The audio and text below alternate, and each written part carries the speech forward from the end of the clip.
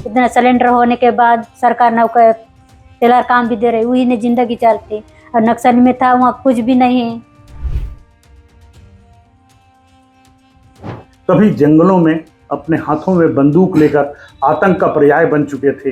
बहुत सारे जो आत्मसमर्पण करने वाले हैं उनके दिमाग में ये चीज़ें रहता है कि वहाँ बंदूक जब हथियार त्याग के आए हैं तो इधर फिर से पुलिस में दोबारा नौकरी नहीं करना चाहते। समर्पण करने के बाद बहुत हमला शिक्षा मिला है। आत्मसमर्पण करने वाले कुल 20 लोगों में से 9 लोग यहाँ पर हैं, जिसमें से लगभग 4 महिलाएं हैं और 5 जो हैं वो पुरुष हैं।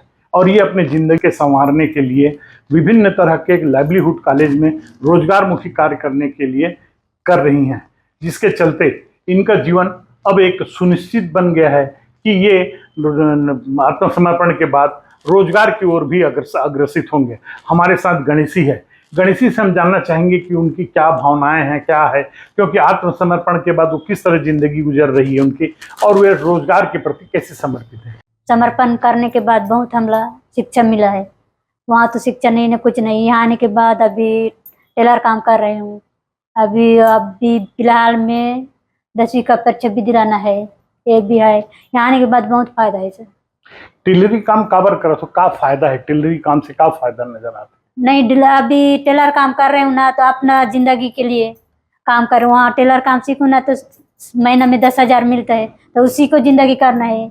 अभी यहाँ आने के बाद अभी सरकार देखा ना, तो अभी सिलेंडर हुआ, तो अभी इतना सिलेंडर होने के बाद सरकार नौकर टेलर काम भी दे रही, वही ने जिंदगी चलती। और नक्सल में था वहाँ कुछ भी नहीं है, तो यहाँ आने के बाद अभी टेलर काम सीख रहे, तो 10,000 ने अभी अपन मेहनत करना करके अपन की जिंदगी पालने के लिए। यहाँ दोनों जिंदगी में क्या फर्क आया, खास फर्क क्या है दोनों जिंदगी में? जंगल की जिंदगी और नक्सली के और यहाँ की जिंदगी में क्या फर्क नजर आते हैं? यहाँ के जिंदगी सरकार के सामने आया, सिलेंडर हुआ ना तो ठीक है।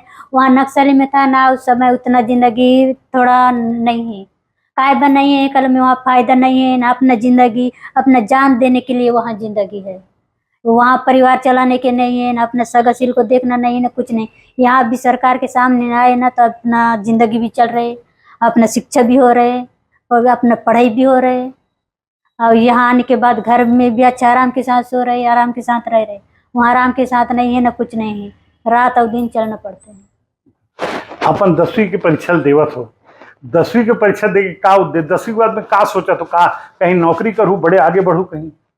नहीं, अभी 10वीं पढ़ने का शिक्षा दे रहा हूँ। अभी पढ़ने के लिए सीखूंगा, लिखने के लिए सीखूंगा। पढ़ूँ लिखूँ तब तो मेरे को ये दिमाग में आएगा ना, तब तो क्या चल रहा है दुनिया में क्या नहीं, उसी को पता चलेगा। तब 10वीं का परीक्षा दिलाऊं था। अभी अपन सिलाई मशीन के सीखत हो, इकर पीछे सोच का है, का कारण है ओकर पीछे? सोच तो है सर, अभी ये सीखूंगा तो आगे सीख सकूँ या नहीं। अभी एक एक सीखते सीखते आगे बढ़ भी होते। अभी एक सूट सिलती हूँ तो उसकी से क्या सिल सकूंगी, वहाँ रहते तब अपना दिमाग लड़ा के कुछ भी सिल सकूँ, दिमाग लड़ा के सिल सकती हूँ। तो आपने देखा कि गणेशी जो है अपने जीवन को आगे बढ़ाने के लिए, जीवन के लिए लक्ष्य को पूरा करने के लिए इस बात को एक्सेप्ट कर रही है कि जंगल की जिंदगी तंगहाल जिंदगी थी, परेशान जिंदगी थी, और यहाँ आत्मसमर्पण के बाद में वो अपनी जिंदगी को खुशहाली की जिंदगी जी रही है।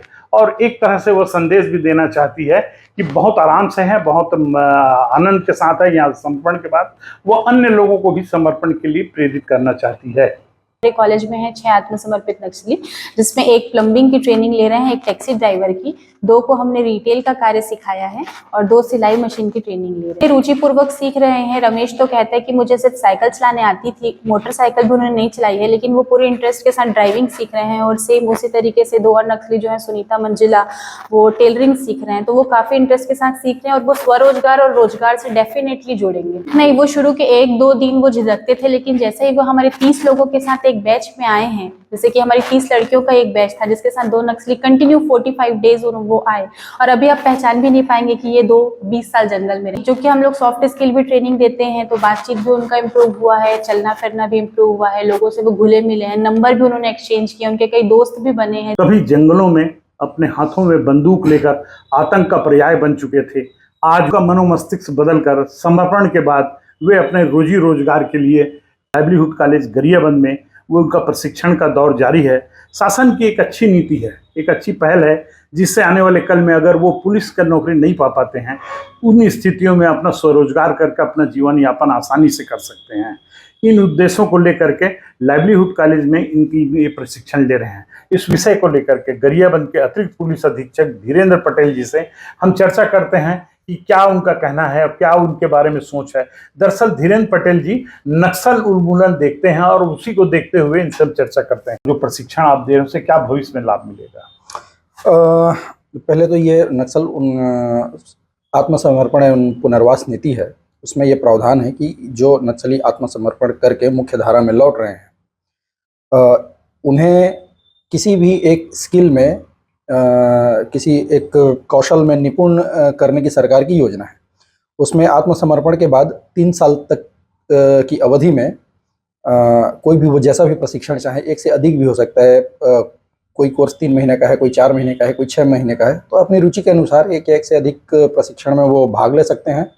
और इस पूरे प्रशिक्षण अवधि के दौरान उनको 10,000 रुपये मंथली स्टाइपेंड मिलेगा, तो उससे उनका जीवन यापन भी चलता रहेगा। उन्हें ये तनाव नहीं रहेगा कि उनका अपना घर चलाने के लिए आय कहाँ से होगा इस प्रशिक्षण अवधि में।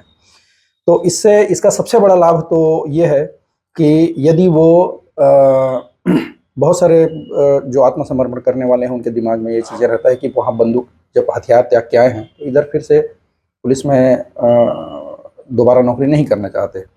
और अधिकतर जो आत्मसमर्पित माओवादी हैं वो बहुत ही कच्ची उम्र में संगठन में शामिल हुए थे, 12 साल, 14 साल, 15 साल, मतलब उनकी स्कूली शिक्षा भी पूरी नहीं हुई थी।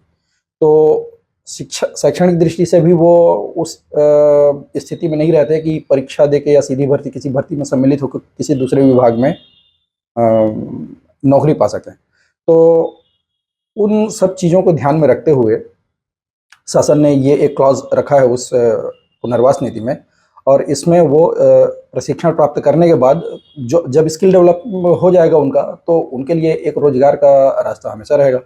और अधिकतर जो प्रशिक्षण कार्यक्रम हैं उन विधाओं में है जिनकी सबसे ज़्यादा डिमांड है। सर एक बात ये भी आती है, अपने यहाँ कुल कितने नक्सलियों ने आत्मसमर्पण किया अब तक में, और अभी जो वर्तमान समय में वो जो प्रशिक्षण दे रहे हैं वो कितने लोगों को दे रहे हैं, जिसमें युवक युवती कितने हैं?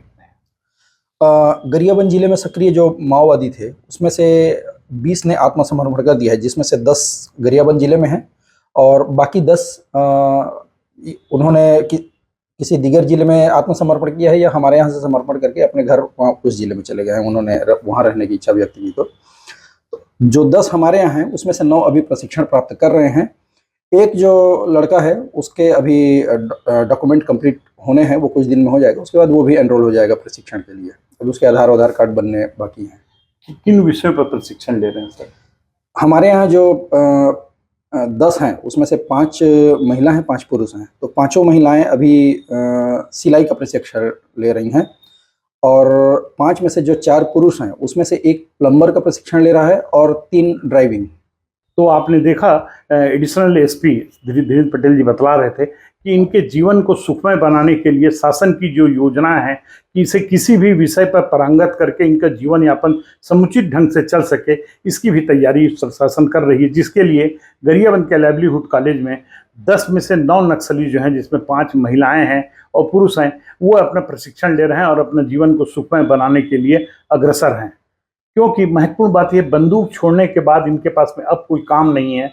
ऐसी स्थिति में जब वे यहाँ से लौटेंगे या यहाँ से जाएंगे तो वे अपने एक जीवन यापन का साधन को लेकर के जाएंगे, जिससे इनका जीवन सुखमय हो सके।